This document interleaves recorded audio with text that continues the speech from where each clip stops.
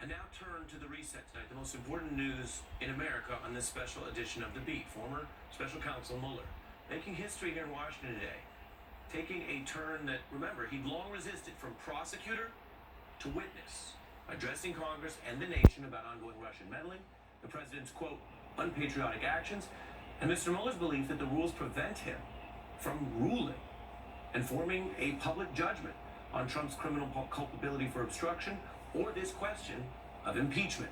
So let me show you exactly what the highlights were.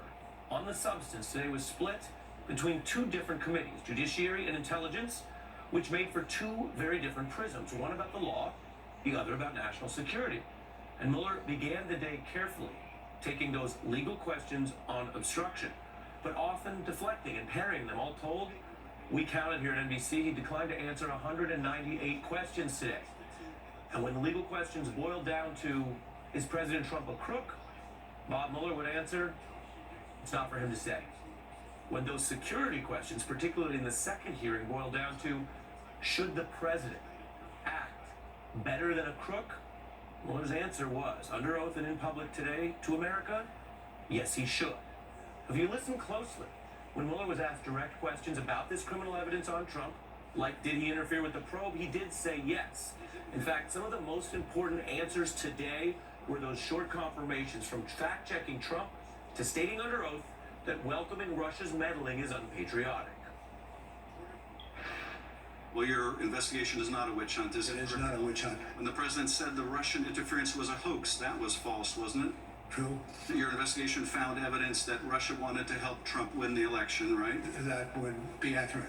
Knowingly accepting foreign assistance during a presidential campaign is an unethical thing to do. And a crime. We can agree that it's also unpatriotic.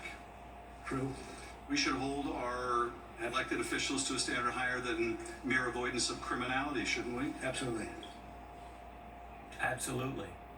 If you listen closely, what you heard there was Bob Mueller forming a judgment of Donald Trump, and it was not a positive one. So as we dig into the substance tonight on what is one of the most momentous days of this era, consider this next thing we learned.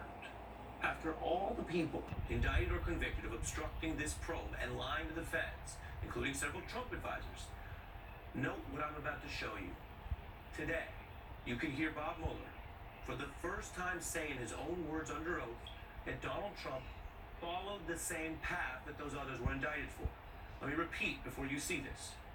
Bob Mueller referring to Donald Trump following that same illegal path, making false, untruthful statements to Mueller's investigators. In fact, there were many questions that you asked the president that he simply didn't answer. Isn't that correct? True. And there were many answers that contradicted other evidence you had gathered during the investigation. Isn't that correct, Yes. Director Mueller? Could you say, Director Mueller, that the president was credible? I can't answer that question. Director Mueller, isn't it fair to say that the president's written answers were not only inadequate and incomplete, his answers showed that he wasn't always being truthful? I would say, generally. Generally untruthful is worse than rarely, or what you'd want if you were any other normal non-president witness, which is a no. Mr. Mueller did not go beyond the limits that he set for himself, because they're not just laws. He said he wouldn't go beyond his report. Other prosecutors have. He told everyone he wouldn't go beyond his report, so everyone, including the press, was on notice. And Mr. Mueller, I want to be clear, and this is in fairness to the White House as well, Mr. Mueller never explicitly built up a case for impeachment today. But he did confirm serious evidence against the sitting president, and he confirmed DOJ can indict an ex-president. But under DOJ, under Department of Justice policy, the president could be prosecuted for obstruction of justice crimes after he leaves office, is correct? True. True.